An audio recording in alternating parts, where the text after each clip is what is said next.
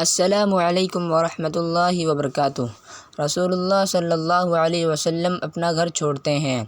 بہرحال قریش اپنی سازش کے نفاذ کی انتہائی تیاری کے باوجود فاش ناکامی سے دوچار ہوئے۔ چنانچہ اس نازک ترین لمحے میں رسول اللہ صلی اللہ علیہ وسلم نے حضرت علی رضی اللہ عنہ سے فرمایا، تم میرے بستر پر لیٹ جاؤ اور میری یہ سبز خضرمی چادر اوڑھ کر سو رہو، تمہیں ان کے ہاتھوں کوئی گزند نہیں پہنچے گا۔ رسول اللہ صلی اللہ علیہ وسلم یہی چادر اوڑھ کر سویا کرتے تھے۔ اس کے بعد رسول اللہ صلی اللہ علیہ وسلم باہر تشریف لے آئے۔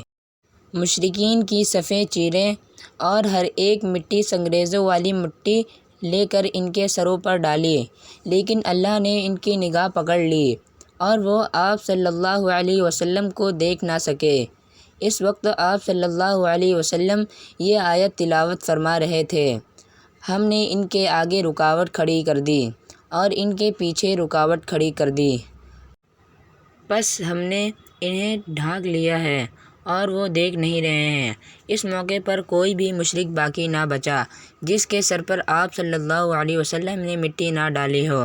اس کے بعد آپ ابو بکر رضی اللہ عنہ کے گھر تشریف لے گئے اور پھر ان کے مکان کی ایک کھڑکی سے نکل کر دونوں حضرات نے رات ہی رات یمن کا رخ کیا اور چند میل پر واقع سور نامی پہاڑ کے ایک غار میں پہنچے۔ ادھر محاصرین وقت سفر کا انتظار کر رہے تھے، لیکن اس سے ذرا پہلے انہیں اپنی ناکامی و نامرادی کا علم ہو گیا۔ ہوا یہ کہ ان کے پاس ایک غیر متعلق شخص آیا اور انہیں آپ صلی اللہ علیہ وسلم کے دروازے پر دیکھ کر پوچھا کہ آپ لوگ کس کا انتظار کر رہے ہیں؟ انہوں نے کہا، محمد صلی اللہ علیہ وسلم کا۔ اس نے کہا، آپ لوگ ناکام و نامراد ہوئے، خدا کی قسم محمد صلی اللہ علیہ وسلم تو آپ لوگوں کے پاس سے گزرے اور آپ کے سر پر مٹی ڈالتے ہوئے اپنے کام کو گئے۔ انہوں نے کہا، بخدا ہم نے تو نہیں انہیں دیکھا۔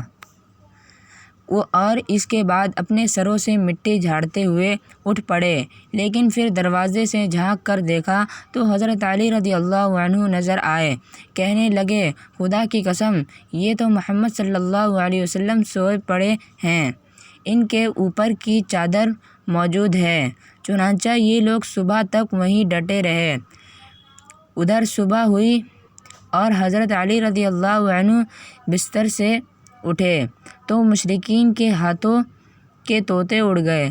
انہوں نے حضرت علی رضی اللہ عنہ سے پوچھا کہ رسول اللہ صلی اللہ علیہ وسلم کہاں ہیں؟ حضرت علی رضی اللہ عنہ نے کہا، مجھے نہیں پتہ۔